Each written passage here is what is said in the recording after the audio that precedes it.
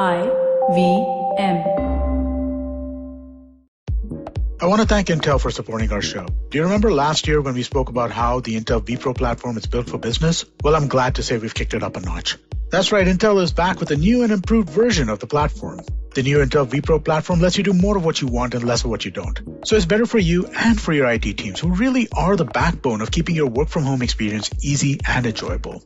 I can safely say that the new vPro platform gives you more enterprise efficiency with less constraints. Visit intel.in/morewithvpro, that's VPRO, to discover how you can get more done with less waiting. If you're listening on the IVM Podcast Android app, click the link that's visible to you now. Welcome to All Things Policy, a daily podcast by the Takshashila Institution. We are a bunch of policy nerds based in Bengaluru, and we like bringing fresh perspectives to Indian affairs and Indian perspectives to global affairs. So grab a cup of coffee, sit back, and join us for today's chat. Hello and welcome to All Things Policy. The situation on the line of actual control, the LAC that divides India and China, is tense as ever, especially around Pangong So in Ladakh. To make sense of this ongoing standoff, of the diplomatic and military maneuvers, and of the prospects for the near future, I am joined by our two China scholars, Manoj and Suyash. So let's get right to it. On Thursday, External Affairs Minister S. Jaishankar and Wang Yi, his Chinese counterpart, held talks in Moscow, and they came up with a joint statement. Let's try and understand what this joint statement contains, how unprecedented this is, what the significance of it is. But Suyash, let's first start by just bringing us all up to date on what has happened on the LAC in the last couple of weeks. Okay, so let's just revise back. We are in the 5th month of the standoff. Standoff started at few places. In Sikkim, there was a scuffle in Sikkim and in Pangong, and then standoff started at 4 places. Out of the 4 places, three places there we are still in the eyeball to eyeball situation, and the standoff got resolved. There was also a fist fighting at Galwan, where first time in the last 45 years there were fatalities on the Sino-Indian border. So in the last 2 weeks, reportedly for the first time, India's posture changed from being defensive to being offensive. India is very, in a very politically correct context, putting it out that we have taken a preempted step to ban the Chinese aggression.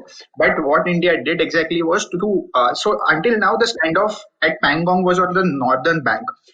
India, in its recent preemptive move, escalated things on the southern bank, where it occupied heights at 3 or 4 important places. I'm sure we'll talk about this in the conversation ahead. Yes. But India occupied places in 4 or 5 important tops, which would give it them strategic and tactical advantage and negotiating power in the future of the standoff. So this is what happened in the past 2 weeks. Also, there are reports that Chinese tried to occupy this Chinese are repeatedly trying to occupy this after India's occupation of these places. I wouldn't call it India's occupation, because in India's line of control perception, it falls within the Indian territory. But Chinese have repeatedly tried to come over these places, but they have failed constantly, according to Indian reports.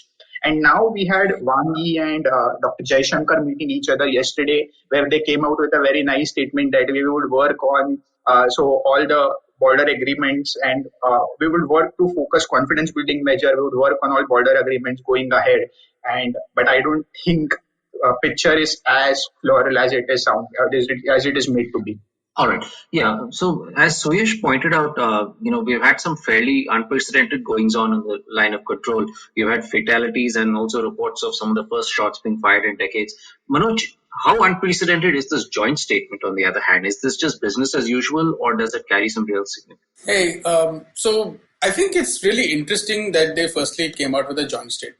I mean, if you look at the conversations that the two sides have had at this sort of political level, right, whether it was between the Indian foreign minister and the Chinese foreign minister, or whether it was between the Chinese foreign minister and India's national security advisor Ajit Doval, or whether it was between the Indian ambassador who, about a month or so ago reached out to other elements within the Chinese system, reaching out to the party elements, reaching out to the Central Military Commission, which to us sort of signified an attempt by India to get its message heard in Beijing, because it felt like this was not being heard, or the sort of seriousness of what the situation was not being acknowledged in Beijing. Or it could simply be, to the effect that the PLA had changed the status quo. What did India have to bargain with? And India was trying to sort of emphasize that, without any chip to bargain with, India was basically trying to emphasize that, look, things are tense, let's go back to status quo ante. And that was not really happening, or at least the message was not being heard. This is all happening in sort of early, mid-August. In late August is when we hear what Suyash is talking about, right? That the Indian army took certain steps, on the night of the 31st. Again, it's a curious series of events of which, to be honest, we have really no, you can only rely on these, you can only depend on these source-based reports. What heights India has occupied, where it has occupied, are really tricky to sort of detail, because there's nothing clear that's come out from the government, which says what was done. The government essentially said what Suyash said, that it was sort of a preemptive step because the Chinese on the 29th and the 30th of August were trying to carry out quote-unquote provocative military movements to change the status quo. And this, at least we know, was along the southern bank of the Pangong. So we don't really know exactly, apart from what media has been reporting. That's sort of one thing. Now, in the backdrop of this, it's important to note that in September, this was not just the first diplomatic meeting between India and China. You had a conversation between the Indian Defense Minister Rajnath Singh and China's Defense Minister Wei Fenghe. This happened in early September, again in Moscow, as part of the SCO meeting. And at that meeting, what we saw was a far more hardline position. Both sides essentially issued separate statements. So what has significantly changed from that meeting to this meeting is, again, something to consider. And honestly, we don't have any answers in terms of what has significantly changed on the ground. Like Suyash said, there are some reports about the Chinese wanting to push back against the Indian army for the heights that it has occupied on the southern bank of the Pangong. And that's not happened so far. The Chinese have not been able to do that. There are also reports about commanders on the ground talking, and at the same time, the Chinese attempted to do something like this. So it's really unclear, and that's the one point that I want to get out, that we can only know so much about what's happening. But something obviously shifted. For the defense ministers to not issue a joint statement, yet for the foreign ministers to issue a joint statement. In this, it's important to note that the Chinese foreign minister is also a state councillor. So he's slightly higher in that sense. He's a little bit more influential. Yet he's an executing person. He's not a policy-making guy. He's not Yang Jiechi, who's the head of the Foreign Affairs Commission and part of the Politburo. The Chinese foreign minister and the state councillor Wang Yi falls a little bit lower in the hierarchy. So he's a guy who's executing the vision, and it's the first point, something has changed between the defense ministers meeting and the foreign ministers meeting. Now, coming back to this joint statement, it's not a very long joint statement. Firstly, it was surprising to me last night when I read the fact that they issued a joint statement, but there are 5 points that they talk about. They talk about both ministers saying that both sides should take guidance from the consensus of the leaders and not allowing differences to become disputes. They talk about the current situation on the border areas not being in the interest of either side, and therefore the border troops of both sides should continue dialogue, quickly disengage, and maintain proper distance to ease tensions. They both talk about relying on existing agreements and protocols to maintain peace and tranquility. The fourth point is talking about continuing the dialogue of communication that so far happened, which a lot of it is done on the ground by the military commanders and also through the one established diplomatic forum called the Working Mechanism for Consultation and Coordination on India-China Border Affairs, or the WMCC. There's been conversation through that mechanism. And the last point, which I think is probably the most interesting point, and we'll have to see whether there's any import of this eventually, the ministers agreed that as the situation eases, the two sides should expedite work to conclude new confidence-building measures to maintain peace and tranquility. Interestingly, what's not mentioned in any of this is shifting of blame to any side for what's happened. So nobody is saying that you're at fault, which has been the standard sort of usage of language in any of these statements from both sides. Also, there is no talk about status quo ante from India's side. So it's unclear what India's objective is based on this. What this tells me is that there is perhaps something that, General Menon has been arguing for a very long time. If you do a quid pro quo, then perhaps you can negotiate. And it seems like that is what is being said here. I take it with a pinch of salt that these negotiations are necessarily going to translate into changes on the ground. So unless we see actual changes on the ground, this is all well and good. We'll see how that plays out. So this is good that they've agreed on a joint statement. It shows some level of political will perhaps to talk to resolve things. But given the volatility of the situation at the ground, how this percolates to the ground, how troops on both sides operate on the ground, what do you do in case of, once again, when you start to, let's say, disengage and there is some verification issue and again there can be a scuffle? What do you do when that happens because you're in a very difficult situation? So the practical modalities of this political will of maintaining, peace and tranquility and letting not differences become disputes is what's going to really matter. This is all well and good. We've heard this desire before also. But there are some points, like I said, no blaming each other, no talk about status quo ante, and something forward-looking about new confidence-building measures. But again, we'll have to see how this translates. Right. I assume that another thing we'll have to look out for is how the military commanders meeting goes in a couple of days or so. What can we expect from that? What is the best case scenario? Look, to me, I think the best case scenario is for both sides to actually step back from where they are and the Chinese to go back to where things were like before mid-April when this all started. And a sort of best case scenario in addition to that would be that the Chinese would recognize that there is value in having clarity on where the LAC is. Because, if this is something, if escalation from India, which is essentially what happened, we don't know the details of what the escalation is. But if escalation from India is what the Chinese need to be able to reassess what they have done, then it would have been a positive outcome in some ways. But I am sort of very suspect of that because, even if this instance is resolved, when we're talking about new confidence building measures, what those will entail, it's sort of hinting at what people, what sort of people like Ambassador Shivshankar Menon have said, a new modus vivendi, although that's still far away. This is just confidence building. It's hinting at going in that direction. Yet to me, that's a very, very fraught pathway to get there. It's a good destination, but it's a very, very fraught pathway. And I would see a lot more volatility unless both sides can actually step back. And it has to start with the Chinese stepping back because they were the ones who first sort of stepped forward. And if you just look at last night, just before this meeting was happening between Jaishankar and Wang Yi, there was a coordinated media sort of campaign by the Chinese. Xinhua put out its first commentary on all of this, basically warning India of conflict. Global Times said that we need to go back to the 1959 LAC. And none of this is happening, without direction. So there's very clearly some objective that Beijing has.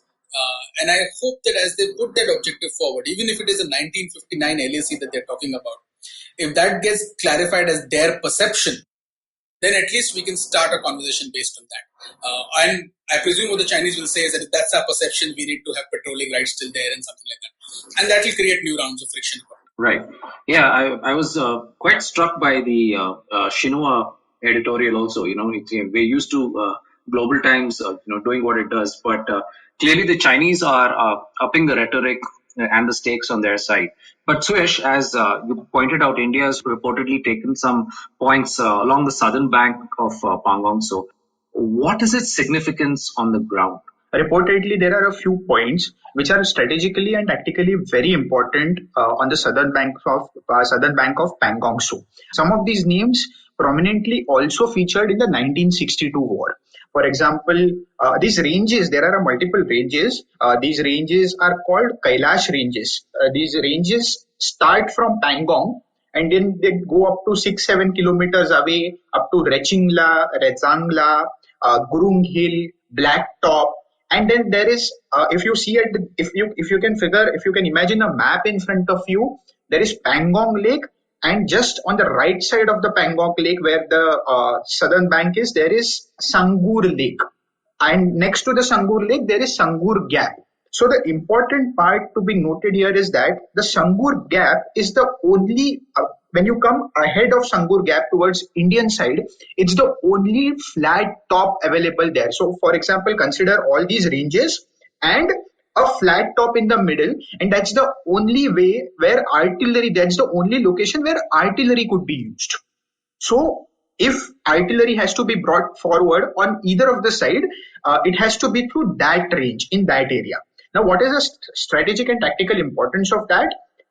Leh, India's Leh capital is very close from there. It's straight. That using that gap, India's capital, Leh capital, is very close at a straight distance. Once Chinese artillery enters that region, it would be very difficult to stop them. On the other hand, if you go ahead of that using Indian side, if you go ahead of that Sangur Gap, there is the Xinjiang, I don't remember the number that is coined for that highway, the Xinjiang Tibet highway. It passes through those ranges. So that's a vulnerability or a strength for both the sides.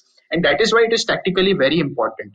And that's why I think these things happen, because we occupied tactically important ranges. There was, at least we can say it right now, that there was some concession from the Chinese side in form of a joint statement. Some of these ranges were also occupied. All these ranges are above 15,000 feet. So it is very difficult to mount these ranges for a very long time. That's a challenge that the Indian Army is going to face in the future.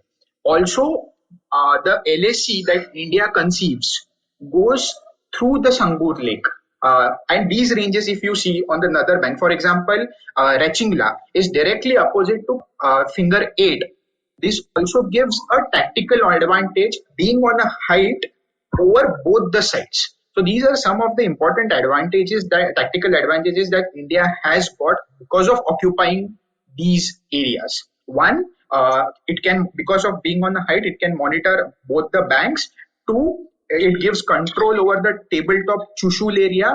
Three, India can pinpoint at vulnerabilities because through that Chushul Baul area, the Tibet Xinjiang highway is very close. So these are the three important tactical reasons for which I think concession happened from the Chinese side, if we can call it a concession in the form of first joint statement since the time the issue started. Right. So at least there was a joint statement. Now, obviously, these tactical maneuvers have a broader political significance. So I want to close, Manoj, by asking you the most basic question, which is why on earth is China doing this? Earlier this year, around April, we had actually predicted that China would try and do some sort of land grabs along the LAC with India, and we were unfortunately proved correct. But I'm not sure if we got Chinese motivations correct. What's driving them? I think that's the $1 million question. So I hope I get $1 million after I say what I say. But I mean, it's really, I for one am unable to fathom whether there is a single specific objective, something tangible, whether it was capturing territory, whether it was showing India who's the boss and what does that mean tangibly. So it's very difficult to fathom what they wanted, whether it was, coerce India into joining BRI, whether it was coerce India into not partnering with the US. Any of these, if these were objectives at all, specific objectives or outcomes, I don't think anybody in Beijing would have thought by doing this, you would have achieved this. Or if they thought about it, then I think it's really foolhardy. So therefore, I don't sort of put it to individual objectives. The only individual objective that sort of makes some sense to me is to stymie India's infrastructure development at the border. And that to me is a tangible objective, which, for example, if you end up seeing some sort of new confidence building measures and some sort of a buffer zone creation or something like that, you might end up seeing some sort of, delay in what India is doing at the border, or at least some sort of a shift. So that perhaps could be a tangible objective. But again, we don't know. The Chinese have not told us. What I do sense is that there is a broader sort of something may have started with something specific in mind, such as maybe infrastructure. And as things got on, things have become, you can't really control the spiral of what happens eventually. But to me, the broader sort of objective would have been this. Or the broader purpose, motivation would have been this.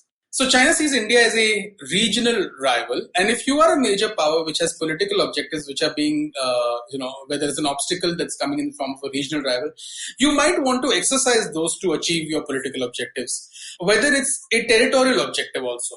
You want to test the limits of your power because you've accumulated that much power. And what use is that power if you can't achieve your political objectives? So to me, there's some bit of that that's going on over here. There is an estimation of China's strength. There's a sense of the broader objective being to assert China's strength at a time where the world, where different countries around the world, major powers around the world, seem to be relatively worse off than China amid the pandemic.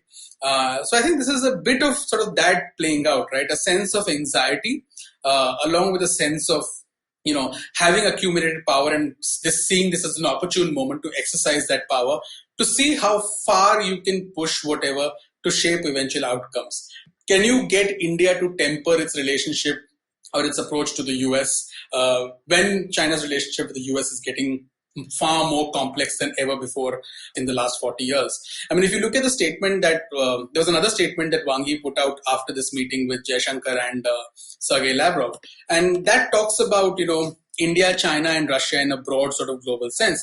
And it's important to sort of read out one of the points about from that statement where he talks about, how there's usually been a doubt about where these three countries stand. But let me sort of tell you that they have much more in common than you would have imagined. And I think that's another aspect of it. So this is what he said. He says, Wang noted that there are always some doubts about the cooperation prospects of China, Russia and India. But first of all three countries have extensive and profound common interests and ideas. And then he sort of goes on to summarize these, which talks about democratization of international relations, multipolarization, fighting against unilateralism, support. So I think that's what we need to keep in mind, that the Chinese are looking at it in a broader context. Yeah, I think, Manoj, I agree with you on most of the points, but I think it's a strategic, for some tactical gains, China has made a strategic disaster. For instance, if their motive was to keep India away from US's lap, then it is clearly not going to happen, irrespective of whatever they do. Two, if their motive was to keep India in check, again it is not going to happen because this would act as a rebound because of the things that China is doing on the border. India would more likely go into balancing it with using other different regional powers, US, etc.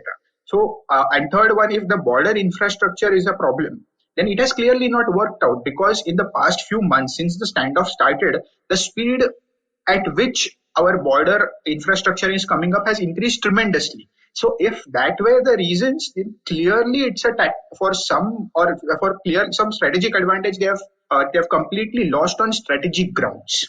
So in part, I sort of agree with you because my sense of what is the strategic mistake that they have committed here is that they have not lost. I don't think India has gone into the US lap and I don't think India will go into the US lap. I mean, let's be very clear. The Indian defense minister and foreign ministers made it a point to travel to Moscow for a summit with Russia and China via Tehran. There is a signal that the Indian side is also sending to the world about where its foreign policy interests lie. And we've made some tremendous changes in our relationship with Iran under US pressure.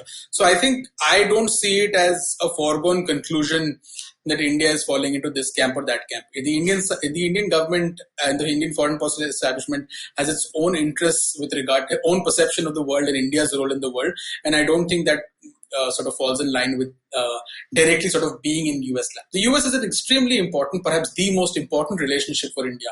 But I wouldn't sort of go that far to say being in the lap or that this forces India. Yes, if you see conflict and conflict escalates into something bigger and India's choices get constrained, then yes. At the moment, to me, what I see is happening is India is keeping its options open. Okay. That's really interesting. Even if all China has been after really has been slowing down Indian infrastructure development, the very fact that they can keep Indians guessing about their motivations, their higher purposes, that itself benefits them because it tends to stymie Indian action. But on that note, thank you, Manoj and Suyash, for your informed and sobering insights, and also for generally unpacking all this mess for us. By the way, if you're even remotely interested in China, subscribe to Manoj and Suyash's newsletters. Manoj's newsletter is called Eye on China. Suyash's newsletter is called PLA Insight. And stay tuned to All Things Policy for more analysis and insight on China and a host of other topics as well. Thank you. If you liked our show, don't forget to check out other interesting podcasts on the IVM network. You can tune into them on the IVM Podcast app, ivmpodcast.com, or wherever you listen to your podcasts. You can also follow IVM on social media. The handle is @IVM Podcasts on Twitter, Facebook, and Instagram. And hey, if you'd like to dive into Takshashila's research on technology, strategy, and economic affairs, check us out at our Twitter handle @TakshashilaINST or our website takshashila.org.in. I hope you enjoyed that show. I'd like to thank our sponsors this week, Intel.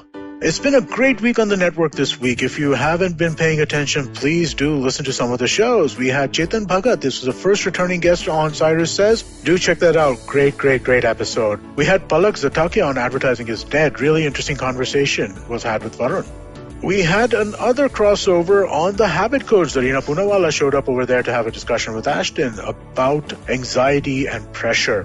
Begin the Journey with Ashish Vidyarthi continues to kill it. Please definitely do check it out. An old friend, Vijay Koshi, was on Storytellers and Storysellers. Do check that out as well. And I'd like to mention one thing. If you're a Tamil speaker, you should definitely check out our podcast, Kadai Podcast Punyan Selvan. Kavita Jiva has done a fantastic job to finish up her first story. It is the last episode which just came out last Monday. Do check it out if you speak Tamil. It is an incredible achievement. Please do check that out.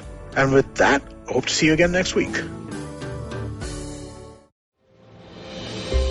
Have you ever wondered how successful people do their thing? How do they navigate the challenges they often face? Are you wondering about the future of restaurants, film, education, technology, and everything else in between? Hi, I'm Gauri Devidyal, best known for being one of the brains behind The Table, an award-winning restaurant in Bombay. One thing my life as a restaurateur has given me is the opportunity to meet with some truly inspiring people, most often just by chatting with strangers at the community table. And that's what this podcast is about. It's about learning the new dimensions of business and understanding how different people swim this sea. It's an opportunity for me to pick their brains and ask them all the questions on my mind, whether it's about learning from their past experiences or talking about future trends. Through their journeys, stories, and insights, I hope you too, like me, will come away inspired and energized. So come, join me every Wednesday with your favorite drink because this round is on me.